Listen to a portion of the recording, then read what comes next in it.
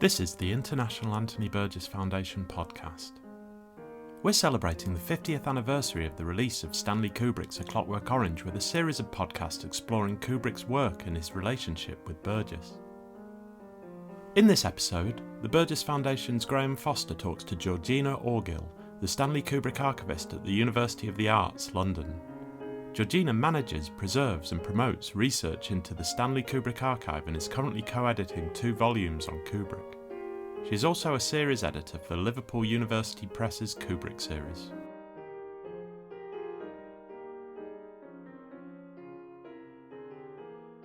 Georgina, thanks for joining us on the Burgess Foundation podcast.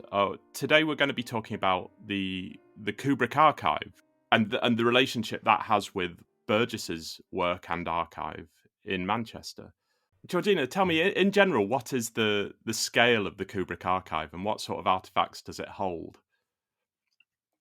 So the archive is really big. It's nearly 900 linear meters of material, and that's obviously quite a rough estimate. It will be tens of thousands of items, but we don't have a sort of an itemized list of exactly how many items that we have. We measure in linear meters. So it's pretty big. If you put it end to end, you've got nearly a kilometre of boxes there. Okay, and other items that are still to be catalogued? Is the catalogue process ongoing? Yeah, I mean, well, cataloguing an archive is sort of always an ongoing process. It's a bit like painting the Forth Road Bridge or something, because the most of the archive is catalogued, but not all of this is catalogued to item level. So we have some parts of the archive that are catalogued to what we would call series level, where it's, a sort of a larger portion of material. So eventually, hopefully, we'll be able to catalogue sort of more in a more granular way. But then there's also kind of recataloguing. We might catalogue something and then later on want to change that description because we discovered something new about it, because the process of cataloguing an archive always involves this kind of almost like detective work, trying to work out often what things are when you don't have very much context, or especially if they're just rough notes. So most of the archive is catalogued, but we don't have every single item catalogued, and there'll always be more to do. And more specifically, what does the archive reveal about A Clockwork Orange and the creation of the film? Yeah, so in a way, the archive can kind of only reveal so much. Because whilst the Kubrick Archive is really unique in how complete it is, Kubrick really did keep a lot of material. Obviously, not everything will have been kept, but one of the things I think that you get from A Clockwork Orange, the sense that you get when you look at the material, is the importance of location to the film. So there's more location research for this film that was kept than for most of the other films, I would say, until you really get to Eyes Wide Shut. So that's sort of, it is comparatively unusual in that sense. And you also really get a sense of the sort of design references. We have, things like loads and loads of research into architecture and furniture magazines and things like that are kept. So you really get, and obviously A Clockwork Orange has such a kind of strong visual look. You really get a sense of that. The other thing I think is it really kind of reveals the collaborative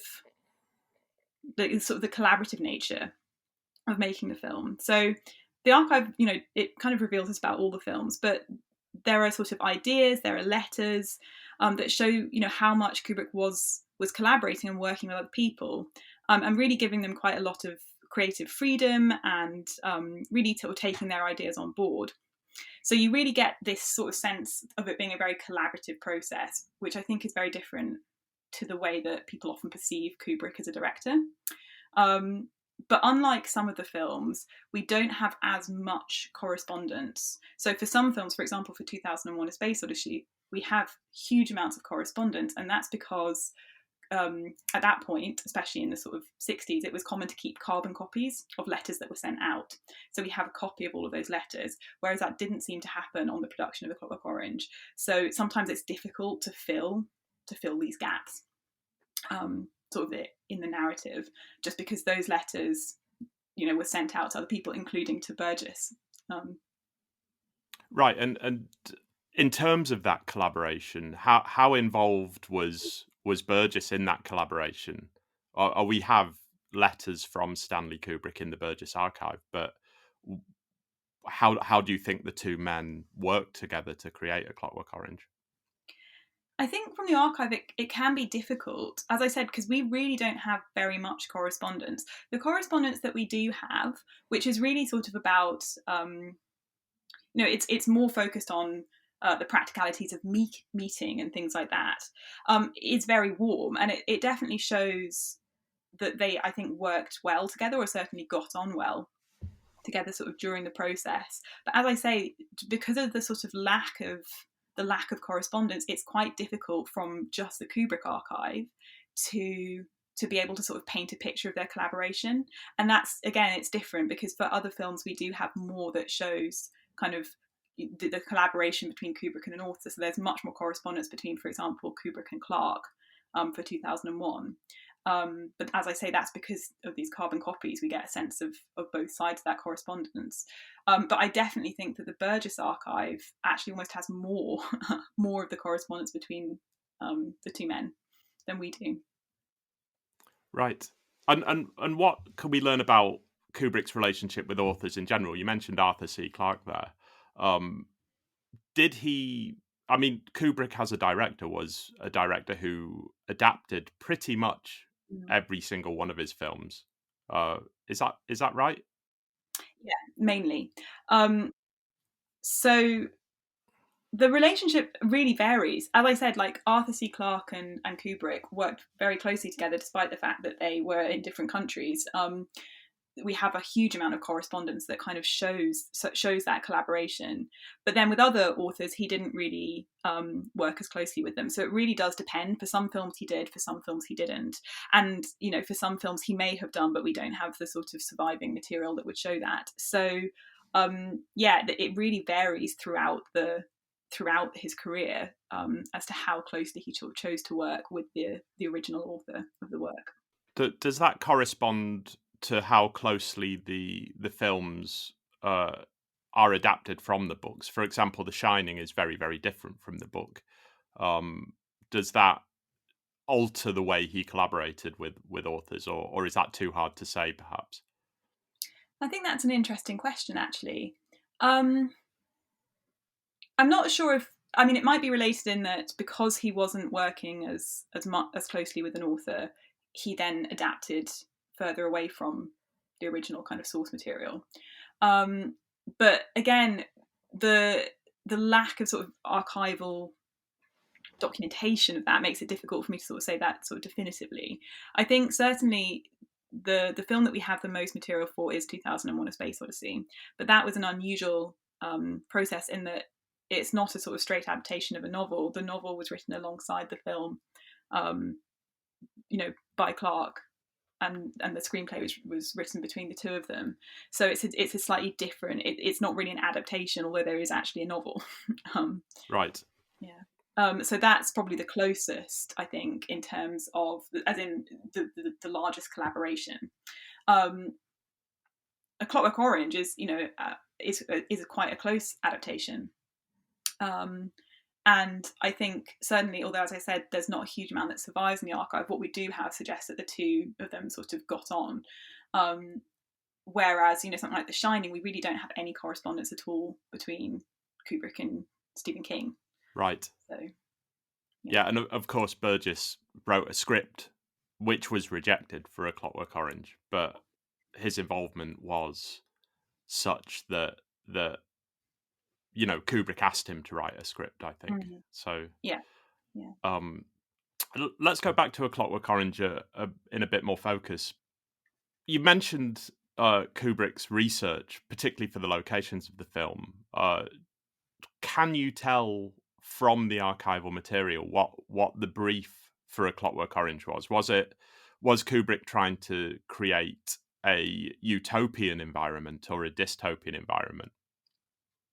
Again, that's a really interesting question, because obviously a lot of the research material is things like, architecture magazines and cutouts from architecture magazines. And a lot of these are sort of, obviously because they're architecture magazines, published by Reber, Architectural Digest, that kind of thing. They are looking at these kind of modern brutalist buildings in a very utopian way, in a very presenting it as sort of the latest modern architecture. So you have this in the research. There's certainly a focus on the idea of the architecture and the look of the film being utopian, but obviously it's difficult to say whether Kubrick agreed with that. That's just the research that he's bringing. There isn't sort of any brief that says that he wants it to be utopian or dystopian. You can only sort of really gather that from what he was looking at. But then interestingly, you know, it's the same thing for 2001. A lot of the research for 2001: A Space Odyssey, again, is looking at the future in terms of a lot of the people who provided research or provided ideas, a lot of the companies who were contacted for 2001 are really presenting it in this, look how great the future is going to be. And then arguably the way that the film presents the future is not like that. So it's difficult to sort of get a sense from archival documents what Kubrick really thought. But certainly what's interesting is that the archival documents are all really focusing this sort of secondary research that he was doing really presents the future, presents the architecture in a really positive light. So, but whether he agreed with that, it's not obvious from the material. That's interesting. It could be perhaps that he was going for a sort of contrast between the thematic import of the film and the utopian architecture.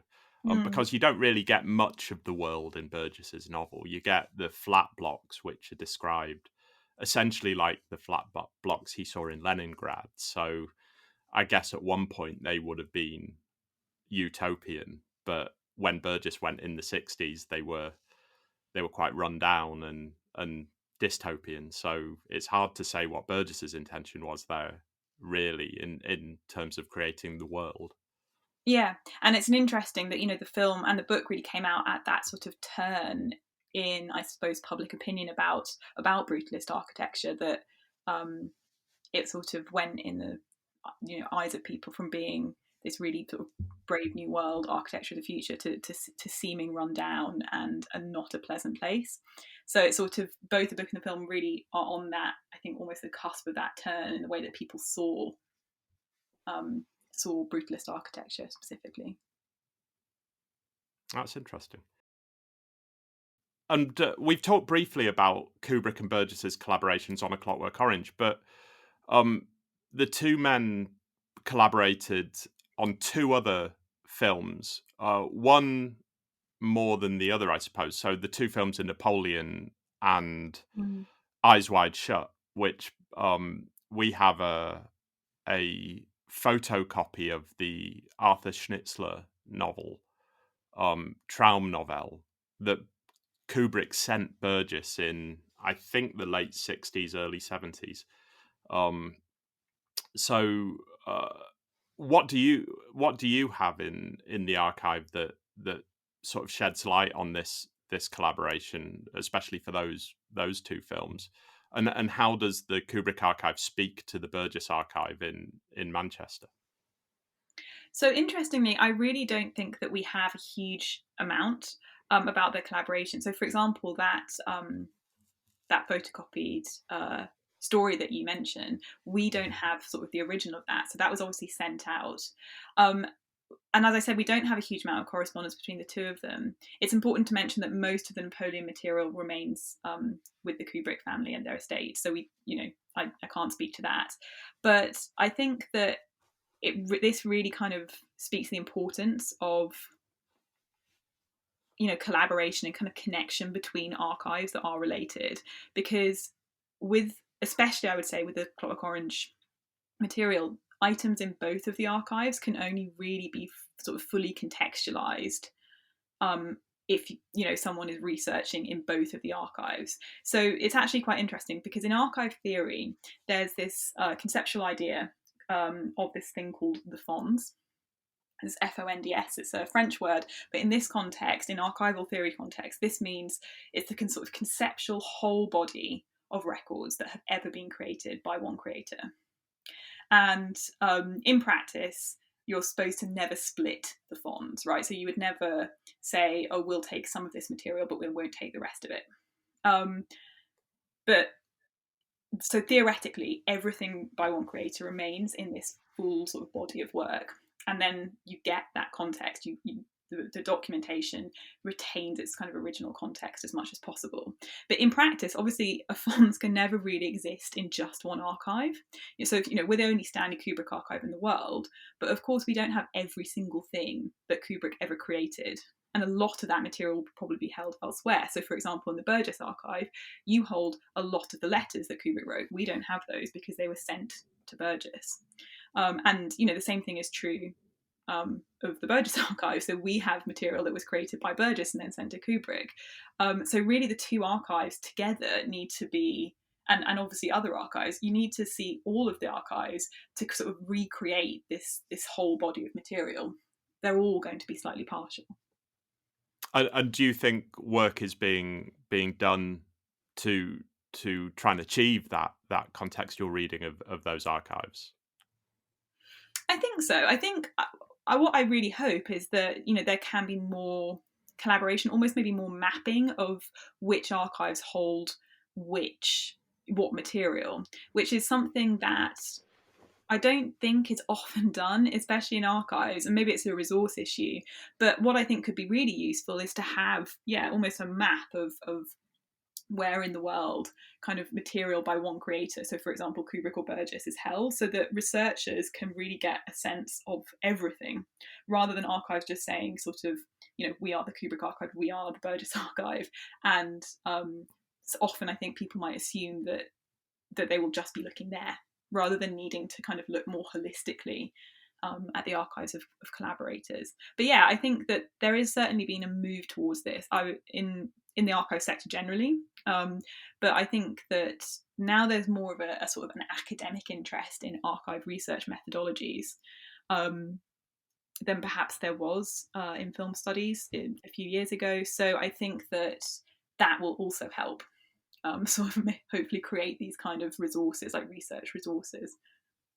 That's really interesting, and I think there's more that we can do at the Burgess Archive to try and locate where Burgess's work is, because Burgess's archive really is split over 3, possibly 4 locations. So, because the Clockwork Orange typescript is in a Canadian university in McMaster, so there is more that we could do with our sort of messaging. I think that tries to sort of use those archives in collaboration with our own archive. Definitely, I think it tends to be. It's weird because archivists, as a sort of professional body, are generally very collaborative, but then there's also this sort of tendency to work just in your own archive, whereas I think more kind of sharing of data about where things are held is really useful for everybody. And also, from my point of view as a Stanley Kubrick archivist, it is really helpful and useful for me to know where other Kubrick material is held. Because again, it enables me to see the full context of the archive. It's not just about sort of academic researchers, it's also about archivists themselves, because anything that we can do to kind of improve the quality of the information that we hold about certain items is helpful. But I guess as far as you're concerned, there are archives that haven't appeared yet that will have Kubrick stuff in them. For example, the Stephen King archive, perhaps, which, as far as I'm aware, isn't public. And other directors who he worked really closely with as well. So Spielberg potentially will have loads, and then there's also individuals who he worked with who might never have an archive, dedicated to their work, but who will hold material that speaks to sort of that collaboration. So it's a really that there will always be some material that just won't enter the public eye, and that's the case with all archives, that they're all really partial, but there's this danger that people see them as being complete. And I think that's partly to do with messaging. We say the Kubrick archive is really unique in that it's so complete, which it is. Kubrick did keep a lot of material and he was involved in a lot of different aspects of production, so it is really unique, but it's not completely complete. And I think that sometimes the subtlety, the nuance, gets lost. Yeah, and have you had many donations from people that have maybe had letters or worked with Kubrick in a sort of fringe capacity? Um, Not really, although the most significant one that we have had, which is incredibly useful, is the Joy Cuff Archive. So Joy worked with Kubrick on 2001: A Space Odyssey. So she worked in the art department, and she actually created the sort of tabletop models for the moon. And she has donated quite a lot of material, not just actually about her work with Kubrick, because obviously she then went on to have a really successful career in other films. So we actually have the whole of her archive. Um, but obviously the 2001 material really really links in and completes part of the picture uh, for the Kubrick archive. But we haven't had really a huge amount other than that. Okay. Um, and just a final few questions. Mm-hmm. Do you think, judging from archival material that you hold in the Kubrick archive, do you think A Clockwork Orange relates to Kubrick's other work in any way?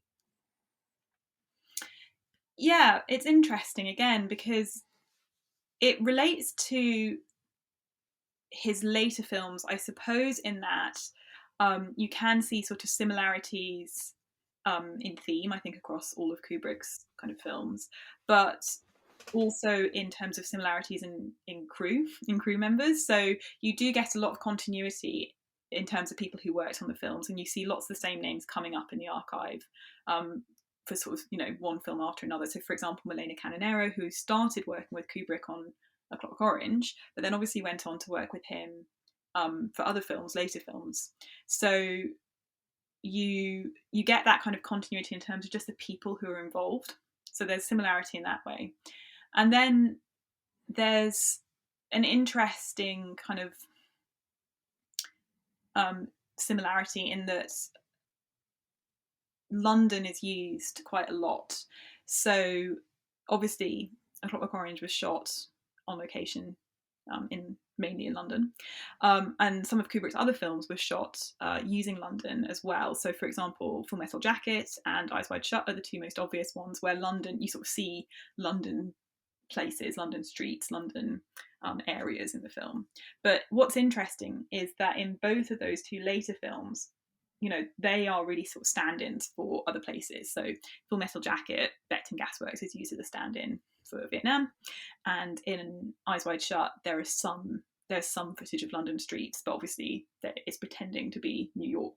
Whereas in A Clockwork Orange, whilst obviously it's not London, because A Clockwork Orange isn't really, it's not set in London, it's set in a sort of dystopian near future world. It's not that London is standing in for another real world location in the same way. So it's sort of the same, but it's also being used slightly differently, I think. Okay. Uh, okay, and one final question. More generally, how would you characterize Kubrick's legacy, and why do you think Kubrick has captured the imagination of cinema goers in the way that he did? I mean, it's a difficult question to answer. I think certainly the thing that has really characterize people's reactions to Kubrick is that I think people really react to the visual quality of the films, and that's what you see kind of referenced a lot, both in sort of popular culture, because the films are hugely referenced in kind of popular culture. You have catchphrases like "Here's Johnny." You have costume design, so the Droog costumes have been so referenced. But then you also get a lot of other film directors referencing Kubrick, especially visually. And so you sort of see people referencing like a look or referencing an idea, and that legacy then means that it's carried on in visual references in films today. But I think another part of his legacy, or something that is really making his legacy kind of sort of continue, is that people are able, through things like the Kubrick travelling exhibition, which started, I think, in 2005 and is still going today. And most recently that was in London, and it was really hugely successful. And I think, that means that the public are able to see kind of Kubrick's creative process, like his working methods, and they're able to see that in a way that they maybe can't with some other film directors. So I think it really helps people to see process, and people really to enjoy seeing process. And obviously the archive also allows you to see the process behind Kubrick's films. So it's his legacy is sort of continuing in a sort of almost educational way, that's not just through watching the films, you can also learn about how the films were made. Great.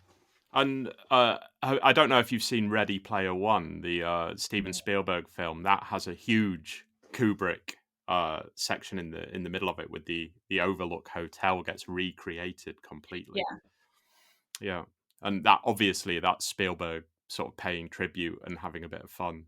But yeah, definitely. And there's other just things like the use of things like 1 point perspective. There are a lot of film directors, I think, have said that they are really influenced by Kubrick, or that they really admire the films of Kubrick. So, for example, another person, the Coen brothers, I can think of. Again, you see those references. So, yeah, exactly. Sometimes they're more obvious than others, but I think that that's really kept his legacy going, is the fact that he's really almost like a director's director. A lot of directors really like his work. Great. Well, thank you, Georgina, for talking to us today. Yeah, thank you. You're very welcome.